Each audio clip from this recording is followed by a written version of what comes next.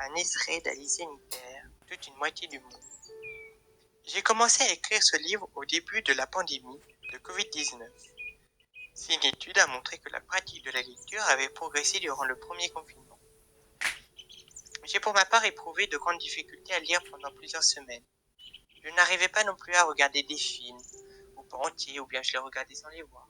Bien sûr, les bouleversements de mon quotidien, l'inquiétude, la volonté de suivre minute par minute le développement de la pandémie, l'apprentissage de nouveaux gestes, la privation de liberté de mouvement auraient pu suffire à expliquer que ma concentration soit flottante, voire impossible.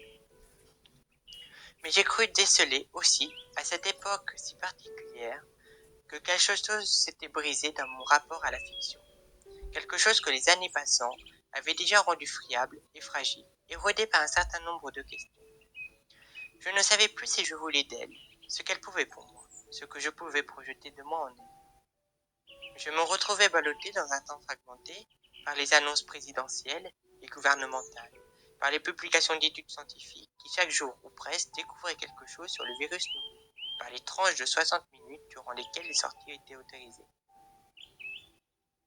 Le temps était heurté. Il sautait comme l'image sur les vieux téléviseurs et revenait à zéro. Les journées avaient toutes le même décor et le futur semblait être repoussé ou ajournable par décret.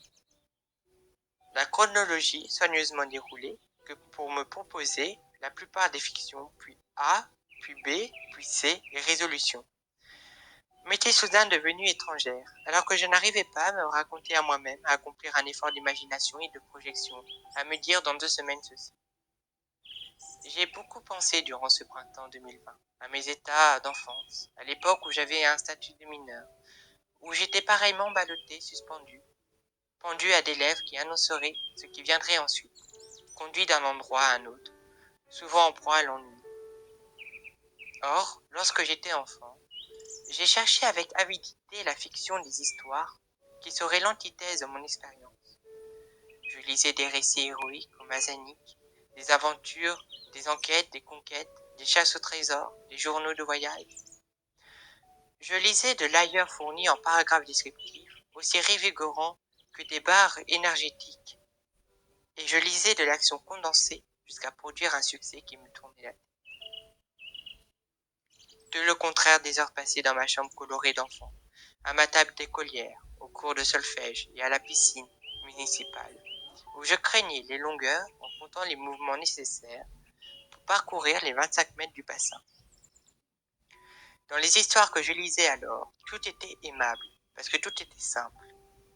D'une certaine manière, mais lorsque les actions se compliquaient de mille ennemis, retors, face à un problème, les héros agissaient, qu'ils soient mousquetaires, bandits, policiers, pirates, marins ou détectives amateurs. Ils n'avaient pas, comme moi, à attendre l'aval des adultes, ni à attendre la majorité, l'indépendance financière ou le permis de conduire. Et lorsque ce livre se terminait, tout était réglé. Certains étaient morts, d'autres vivants. La quête avait échoué ou réussi, mais elle avait échoué ou réussi pour de bon. C'est une satisfaction que j'ai retrouvée dans de nombreuses fictions rencontrées à l'âge adulte. Les enquêtes de Sherlock Holmes et les épisodes de Dr House fonctionnent exactement sur la même promesse et le même déroulé. Le héros se lancera dans une enquête. Il tâtonnera péripéties et s'attirera sans doute quelques problèmes en chemin. Péripéties encore. Mais à la fin, il retrouvera. Ce sera peut-être trop tard pour que tout le monde s'en sorte indemne. Trop tard pour arrêter le coupable ou soigner le patient. Mais quelque chose sera irrémédiablement résolu. Au printemps 2020, je ne savais plus que faire de ces fictions. J'étais prise dans un désir contradictoire. Comme avant, comme pendant l'enfance. Il y avait le désir de suivre des héros embarqués dans des histoires lancées à vive allure, des personnages qui ne connaissaient ni l'attente ni les ordres. C'est-à-dire que j'éprouvais le désir que le pays de la fiction soit radicalement étranger à la réalité et que dans ce pays-là, on sache quel est l'avenir des choses ou des êtres dans 2 semaines ceci, et que je puisse en tirer un soulagement, m'arracher aux contraintes.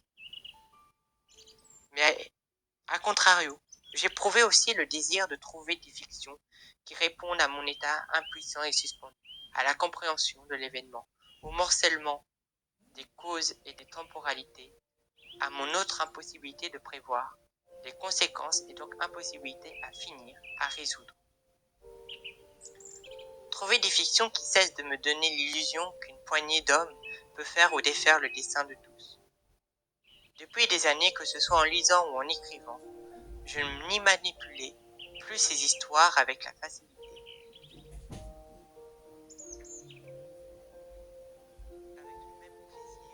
je développais envers elle un soupçon qui allait grandissant.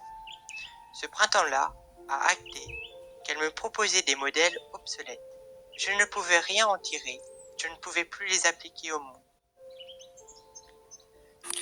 Je ne voulais plus suspendre mon incrédulité pour reprendre l'expression de Coleridge. Pour elle, puisque j'allais en revenir les mains vides. Le printemps s'est terminé. Le premier confinement aussi. Les questions, elles, sont restées avec l'arrière-goût âcre. Je veux à la fois que la fiction m'arrache au monde et qu'elle m'éduque sur lui.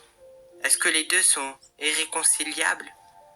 C'est, en gros, le sujet de ce livre.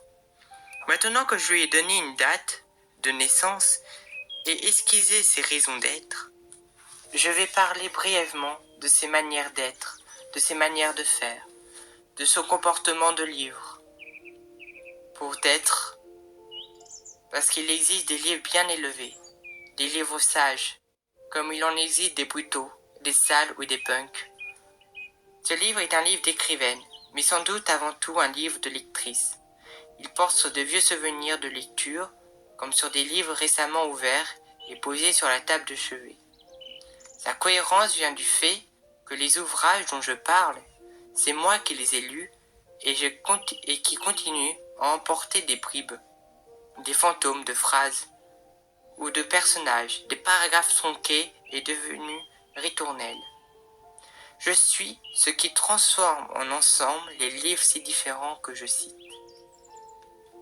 Si on considère ce livre comme un essai, il ne se comportera pas tout à fait bien.